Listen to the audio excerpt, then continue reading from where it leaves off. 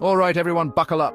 We're jetting off to the French Riviera, Saint-Tropez, baby. Think sunshine, beaches, and enough yachts to make you seasick, in a good way, of course. Now, I know what you're thinking. Saint-Tropez, isn't that just for billionaires and supermodels? Well, my friend, you're not wrong, but that doesn't mean us regular folks can't have a good time, right? Stick with me, and I'll show you how to live it up in Saint-Tropez, even if your bank account says otherwise. Get ready for some laughs, some questionable fashion choices, and maybe even a glimpse of a celebrity or two. Let's go. First up, we're hitting the beach. And not just any beach, people. We're talking Pampelonne Beach. This place is the definition of extra. Think crystal clear water, white sand, and more beautiful people than you can shake a stick at. Now, I'm not saying I spent my entire time there people watching, but I'm also not saying that. Listen, if you're lucky, you might even spot a celebrity or two. Just try not to get blinded by the sparkle of their diamond-encrusted sun loungers, yeah?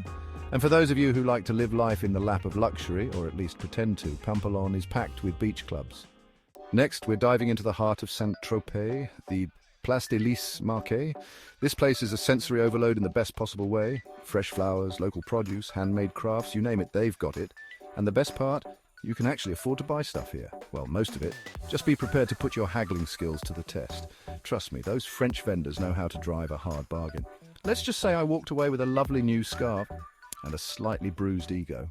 Now for a little culture, we are heading up to the citadel of Saint-Tropez, a place steeped in history and brimming with stories from the past. Built back in the 16th century, this place has seen it all, from the rise and fall of empires to the everyday lives of the people who lived and worked here, from pirate attacks, more on that later, to, well, probably a lot of sunbathing, to be honest.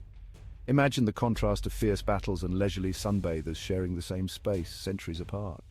But the real reason to visit? The view. It's not just any view, it's a sweeping, majestic panorama that captures the essence of Saint-Tropez. From up here, you get panoramic views of the entire town, the harbour, the coastline, the azure waters stretching out as far as the eye can see, dotted with yachts and sailboats. It's pretty breathtaking, even for a cynic like me. The sheer beauty of the landscape can make anyone pause and take it all in. Standing there, looking out over the water, I couldn't help but imagine what it must have been like back in the day.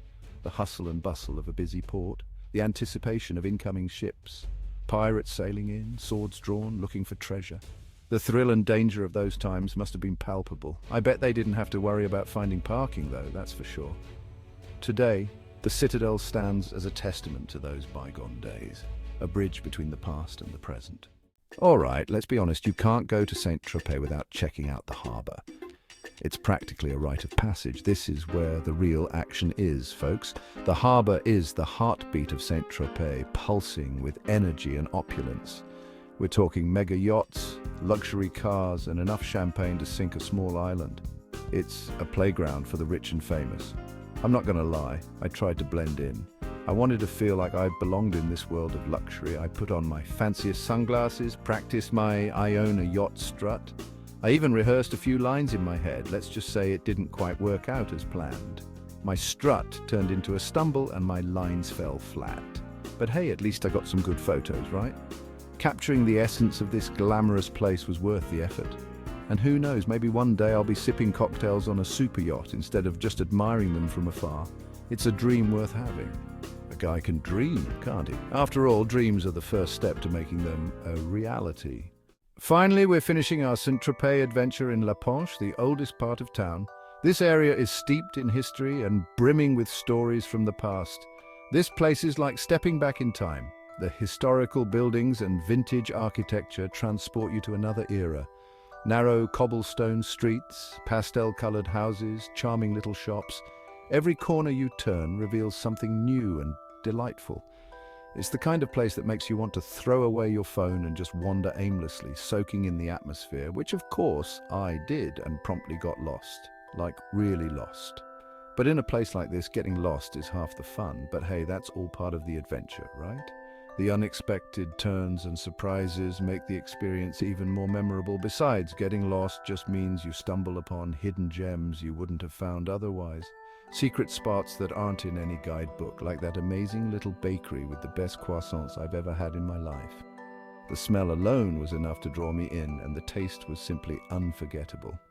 So there you have it, my whirlwind tour of Saint-Tropez. Did I become a millionaire overnight? Did I befriend a supermodel? Did I finally figure out how to pronounce Pampelonne correctly? Well, no, and sadly no. But I did have an amazing time, eat some incredible food and laugh a lot along the way.